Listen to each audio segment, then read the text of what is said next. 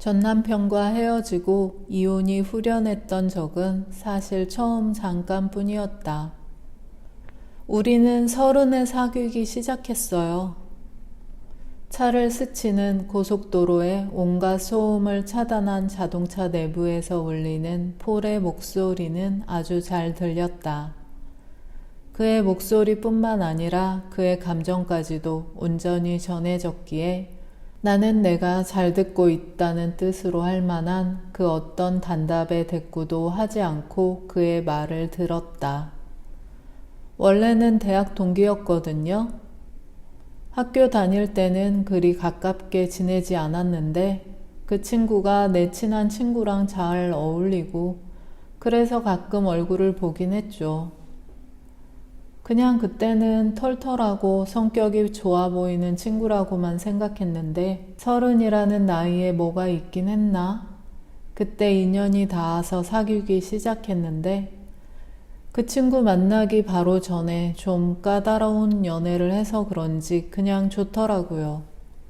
사람들이 이래서 편한 연애를 선호하는구나 하는 걸 알게 됐달까? 얘기를 하는 동안 폴은 내 쪽으로 고개조차 돌리지 않았다. 아픈 기억에 관한 얘기이기 때문인지 아니면 지금 여자친구에게 전 여자친구와의 일을 말한다는 게 곤란해서인지는 알 수 없었다. 그 친구가 좋긴 했지만 우리가 뜨거운 사랑을 한 것 같지는 않아요.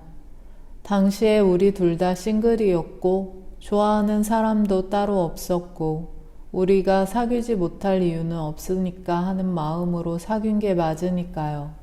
같은 학교를 다녔고 아는 사람들도 겹치는 편이어서 공통점이 많았던 것 같아요.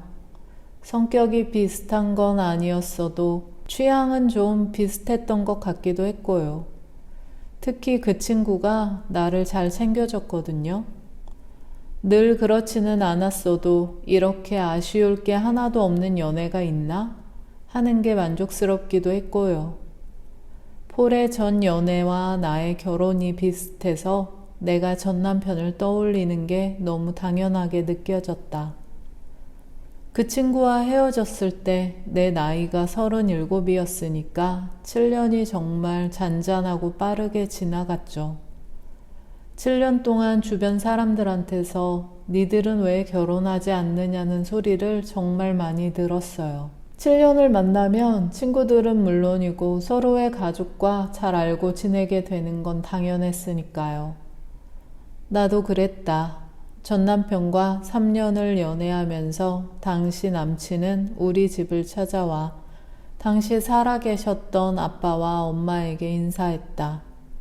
엄마는 내가 결혼해서 월급을 갖다 주지 않을까봐 그랬는지 줄곧 내 연애를 탐탁지 않아 했지만 내가 엄마에게 큰 자랑이 되어줄 돈 많은 남자를 데려왔다면 상황이 다를지도 몰랐다. 남자친구와 우리 가족이 가깝게 지내지는 않았어도 3년이란 세월은 충분히 서로의 존재를 알고 지내기에 부족함이 없었던 시간이었으니 폴의 7년 세월은 내 경우보다 더했겠지. 결혼하려고 했었어요, 진짜. 언젠가는 결혼할 거라고 생각했고 그 상대는 당연히 그 친구일 거라고 믿었죠. 편했고 믿을만 했고 안정적이었으니까요. 솔직히 아마 그 친구와 결혼했더라면 크게 부족함 느끼지 않고 잘 살았을 수도 있어요. 그랬다면 폴이 그 친구와 결혼했다면 우리가 쿠팡에서 서로를 볼 수 없었더라면 근데 그 친구가 너무 편하고 관계에 부족함이 느껴지지 않으니까 결혼이 절실하지 않더라고요. 언제든 결혼할 수 있다고 생각하니까 더더욱 그랬어요.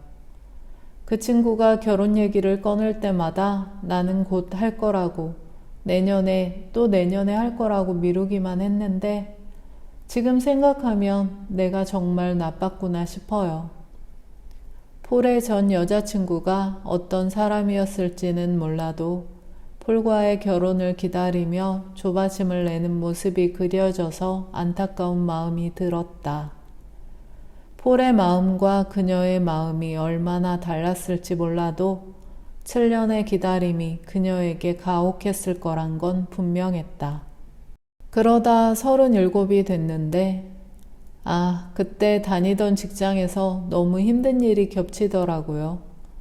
그래서 그때 처음으로 퇴사하고 싶다고 여자친구한테 말했는데, 폴은 잠깐 울컥하는 듯 크게 침을 삼켰다. 폴의 목 울대가 꿀렁하는 모습을 보며 나는 여전히 그가 그때의 기억으로 마음 아파한다는 걸 알 수 있었다. 대뜸 저더러 아직 철이 없다고 하더라고요. 퇴사하면 그 나이에 뭐 할 거냐고. 밖은 지옥이라는 말 못 들어봤냐고. 37이라는 나이가 40이 넘은 우리의 입장에서는 아직 한창 젊은 나이였지만 당시 37이었던 그들은 몰랐을 것이다. 얼마나 젊은지, 얼마나 많은 일을 해낼 수 있는 나이인지. 그 친구의 그런 냉철한 면이 좋을 때가 있었거든요. 그 친구가 그렇게 말을 할 때는 딱 나한테 도움이 돼주는 존재라는 생각이 들기도 했었고요. 근데 그땐 왜 그랬을까 모르겠는데 정말 마음이 산산조각 나는 느낌이 들더라고요. 나는 힘줄이 붉어지도록 운전대를 잡은 손에 힘을 주는 그를 지켜보았다. 그가 전 여자친구 때문에 여전히 괴로운지 아니면 당시의 감정을 이해받지 못했다는 절망감을 떨쳐내지 못한 것인지는 알 수 없었지만 폴의 마음에 아직도 상체기가 남았다는 건 잘 보였다. 그때 비로소 그 친구의 모든 걸 이해하고 받아들일 만큼 그 친구를 사랑하게 되는 일은 절대 없을 거란 걸 깨달았어요. 우리는 취향도 잘 맞았고 함께 있으면 충분히 재밌는 친구 같았지만 부부로 사는데 사랑이 없다는 게 상상이 안 가더라고요. 부부로 살면서 사랑이 없다면 우리가 극복할 수 없는 문제가 얼마나 많을지 생각만 해도 막막했고요. 폴은 그런 사람이라 결혼하지 않았지만 나는 내 전남편이 그런 사람이라 결혼했다. 우리는 비슷하게 살아온 사람이었고 더없이 편한 상대라는 게 바로 사랑이라는 증거라고 나는 믿었으니까. 처음부터 편하고 익숙하다는 걸 왜 사랑이 아니라고 할까? 나는 그걸 이해하지 못했다. 결혼은 감정만으로 이어갈 수 없는 생활 그 자체라고 생각하며 남편이 나의 가족이 되었다는 것만으로 만족했던 내게 부족했던 건 아마도 사랑받았던 경험이 아니었을까 싶다. 나는 사랑받지 못했던 것만큼 사랑한다는 게 뭔지도 몰랐다.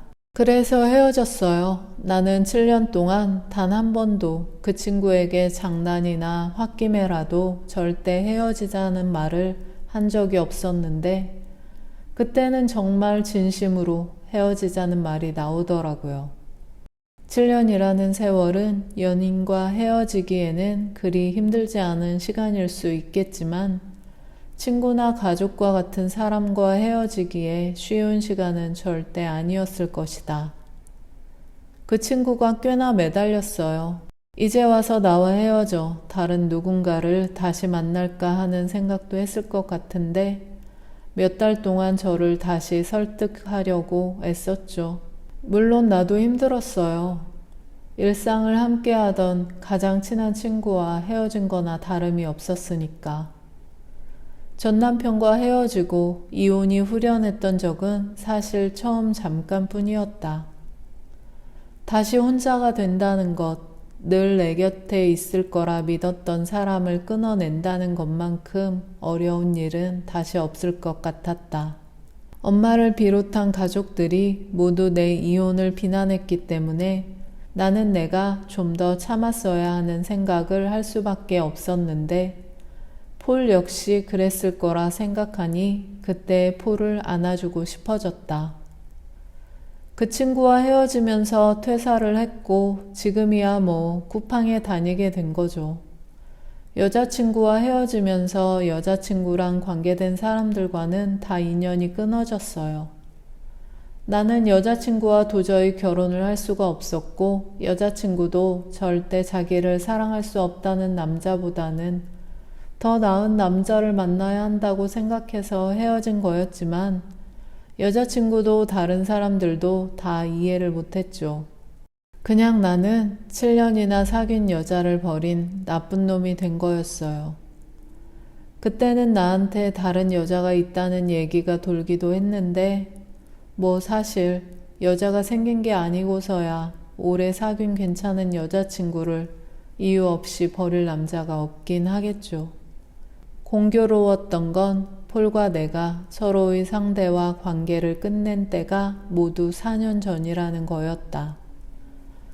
나는 그때 우리가 만났다면 이처럼 서로를 볼 수 있었을까? 서로에 대한 마음을 키워갈 수 있었을까? 궁금해졌다. 난 여자친구를 사랑할 수 없어서 헤어진 건데 또 막상 헤어지고 나니 다른 사랑은 더 할 수 없을 거란 생각이 들더라고요. 그동안 내게 다가온 여자들도 있었고 호감이 있었던 여자들도 있었지만 이게 사랑이라고 확신하게 해준 사람은 없었어요. 나는 결국 내가 바라는 사랑이라는 감정은 30 이전에나 느낄 수 있는 지극히 짧은 열정 같은 거라고 믿게 됐죠. 언젠가 혹시 결혼할 수도 있겠지만 그게 사랑 때문이지는 않을 거라고.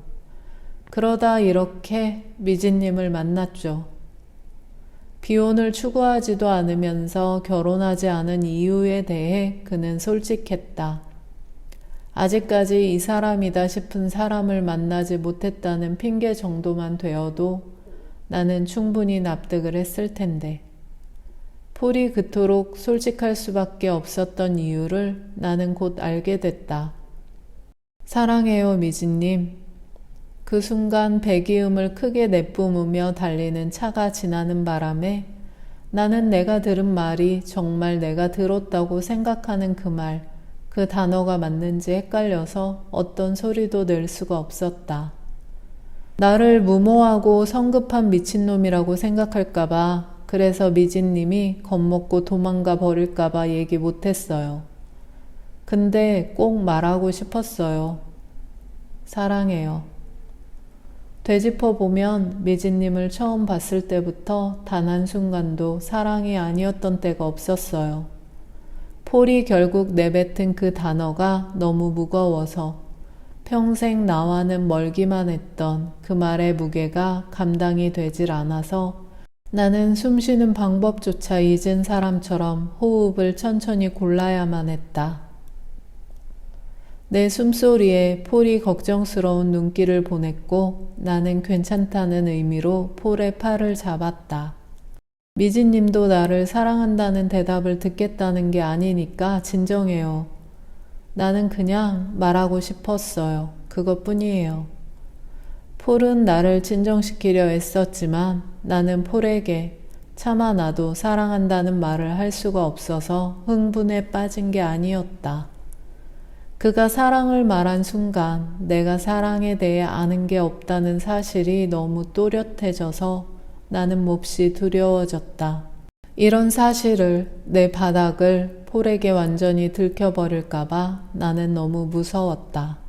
이제는 폴이 내 곁을 떠나버릴까봐 두려워하는 내가 나를 너무 겁먹게 만들고 있었다. 해리를 둘러싼 소문은 더 이상 쿠팡을 들썩거리게 만들지 않는 것 같았다. 최소한 표면적으로는 그렇게 보였다. 선영의 폭탄 선언 같던 그날의 일격이 조용히 지나갈 수 있었던 건 아마도 그동안 해리가 사람들을 가볍거나 허투루 대하지는 않았기 때문이지 않았을까? 늘 태도는 친절했지만 사적인 감정을 섞지는 않았던 해리. 그 감정이 호감이건 그 반대의 것이건 해리는 감정을 드러내는 사람은 아니었기에 해리에 대한 소문을 전해받은 사람들은 되도록이면 해리를 보호하고 싶어 했다. 선영이 다소 불순한 의도로 쿠팡에 나오고 있다는 것도 이유가 됐는데 소문이 선영의 의도와 다르게 수면 아래로 가라앉아 버리자 선영이 쿠팡에 나오는 횟수도 현저히 줄었다. 무슨 좋은 일 있나 봐? 화장실에서 만난 선영을 본 건 거의 열흘 만이었는데 화장실에는 손을 씻고 있던 나와 선영 둘뿐이었다. 쿠팡에 또 나올 줄은 몰랐네. 저지른 그 모든 일들이 별거 아니라는 듯 억지스러운 미소를 지으려 애쓰는 선영의 모습이 거울 속에 있었다. 너는 어쩜 그럴 수가 있을까? 또 다른 도발일까? 나는 선영의 말이 어떤 의도인지 파악하기가 쉽지 않아 대꾸를 하지 않는 쪽을 택했다. 폴이라며? 내 표정이 명백한 당황스러움을 드러냈는지 선영이 크게 소리내어 웃었다. 나는 진짜 얘기 들었을 때 설마 했는데 진짜 폴이었어? 해리가 아니라? 나는 거울을 통해 나를 뚫어져라 바라보는 선영의 눈을 피했지만 선영의 송곳 같은 말까지는 피할 수가 없었다. 너도 정말 대단하다. 그동안 남자 만나고 싶어서 대체 어떻게 참고 산 거야? 뭐야, 너도 결국 남자가 없으면 못 견디는 그런 부류였어? 후회할 말 좀 그만해. 우리 20살 때부터 친구였어. 내 입에서 나온 20살과 친구라는 단어가 이렇게 공허하게 느껴질 줄은 몰랐다. 그렇지. 그렇게 어릴 때부터 친구였지. 그러면 그 긴 세월을 친구로 지냈으니 내가 너에 대해 아는 게 얼마나 많을지 너도 잘 알겠네? 너 이혼하고 정신과 상담받은 거 폴은 알고 있어? 사실 너 정상 아니잖아. 그걸 나도 알고 너도 아는데 그렇게 멀쩡하게 정상인 척 속이고 연애를 한다는 게 너는 양심에 찔리지도 않니? 네가 어떤 앤지 네 남자친구는 알아야지. 그래야 계속 만날지 말지 그 사람도 고민을 해보지 않겠어? 정신과에 제 발로 찾아간 건 사실이었다. 남편이 떠나고 남은 빈집에서 나는 아무것도 하지 않고 두문불출하며 일주일을 보냈다. 청소나 빨래, 요리를 하거나 TV를 보지도 않았고 거의 내내 누워만 있다가 배가 고파 죽을 것 같으면 간신히 허기만 채울 정도로 냉장고에서 아무거나 꺼내 먹으면서 그렇게 딱 일주일 만에 욕실에서 거울을 보는데 당연히 엉망진창에 살집이나 생기라고는 하나도 없는 퀭한 얼굴이 거기 있었다. 거울 속의 내 얼굴에 무심코 손을 대며 나 이러다 죽을 것 같은데? 라고 중얼거리다가 문득 너무 살고 싶다는 생각이 들었다. 이혼을 했다는 이유로, 남편이 떠났다는 이유로 이러면 안 된다고 스스로를 혼내고 싶었다. 그때 나는 나를 혼내는 대신 다독이는 쪽을 택했다. 늘 나를 혼내는 삶을 살았다는 걸 깨닫자 이제 나를 다독이며 안아줄 때라는 판단에서였다. 그 판단은 나를 정신과로 이끌었고 나는 그저 나를 미워하거나 혼내지 않고 나 자신과 잘 살고 싶었을 뿐이었다. 그런데 어떻게 선영이 그런 사실을 약점으로 지금 나를 공격할 수가 있을까? 그때 선영은 사람 때문에 힘들어하던 일을 그만둔 남친을 끼고 돌기에 바빠 눈물 이모티콘을 붙여가며 힘내라는 메시지를 보내는 것 말고는 나를 위해 해준 게 없었다. 심지어 나는 그런 메시지에도 고마움을 느꼈었는데 결국 내가 정신과 상담을 받고 많이 나아졌다는 고백을 들으며 기껏 한 생각이란 게 내가 정상이 아니라는 거였다니. 나 진짜 하나만 진지하게 물어볼게. 정말 너무 궁금해서 그래. 나한테 대체 왜 이러는 거야? 내가 그동안 너한테 뭘 많이 잘못한 게 있어? 그래서 이렇게 구는 거야? 비아냥으로 일관하며 이죽거리는 미소를 유지하던 선영의 얼굴이 일순간에 굳어졌다. 잘못했지. 너는 네 주제를 모르잖아. 그거 엄청 잘못하는 거야, 윤미진. 나더러 거짓말했다면서 남자 때문에 친구 버린 그 나쁜 년 수진이. 그래도 걔는 예뻤잖아. 길에서 남자에게 번호를 따일 정도로. 평범하게 부모한테 사랑받고 컸고 지금은 어떤지 몰라도 걔는 여전히 그렇게 살걸? 괜찮은 남편한테 사랑받고 저 닮은 예쁜 애들 키우면서. 근데 너는 뭐야? 아무것도 아니잖아. 존재감도 없고 부모 사랑도 못 받고 큰 보잘것없는 년. 그게 너잖아. 근데 너까짓 게 감히. 아, 나 진짜 기가 차서 생각할수록 어이가 없네. 나는 너 같은 것들이 진짜 제일 싫어. 지 분수에 맞지 않게 그냥 운이 좋아서 좋은 걸 차지하는 것들. 선영의 말은 내내 나를 괴롭혀왔던 것들이기도 했다. 선영은 진심으로 내가 폴을 만나는 데에 과연 자격이 있는 사람일까? 스스로를 의심해보지 않았다고 믿는 걸까? 내가 가져선 안 되는 걸 갖게 됐다고 생각했을 때 사람들은 불안해한다. 곧 누군가 빼앗아 갈 거라고, 하루아침에 신기루처럼 사라져버리고 말 거라는 두려움에 휩싸여 잠 못 이룬다. 나도 그랬고 지금도 여전히 시시때때로 마음 한구석에서 불쑥불쑥 솟아오르는 공포를 힘겹게 누르곤 한다. 이제는 폴이 없는 나를 상상하기가 어려워서 폴이 가진 나에 대한 사랑이 폴 자신을 얼마나 행복하게 만드는지 알기 때문에 나는 내 모든 불안을 잠재우려 안간힘을 쓰고 있는 것이다.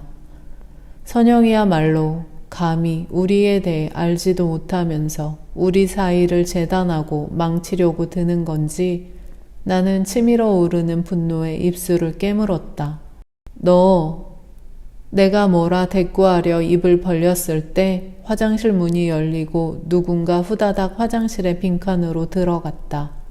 누군지는 몰라도 선영과 나의 적대감으로 가득한 말이 화장실에 들어가 있는 사람의 귀에 들어가서는 안 되었으므로 나는 옅은 신음 말고는 아무 소리도 낼 수가 없었다. 알아서 잘 정리해. 내가 주는 마지막 기회니까. 너나 그 사람한테나 나쁜 일이 생기면 안 되잖아? 나도 그렇게까지는 하고 싶지 않으니까 생각 잘하길 바랄게. 언뜻 우호적인 것처럼 꾸몄지만 날카로운 가시가 가득한 말을 남기고 선영은 화장실을 나가버렸다. 내 젖은 손에서 바닥으로 뚝뚝 물 떨어지는 소리가 아득하기만 하다.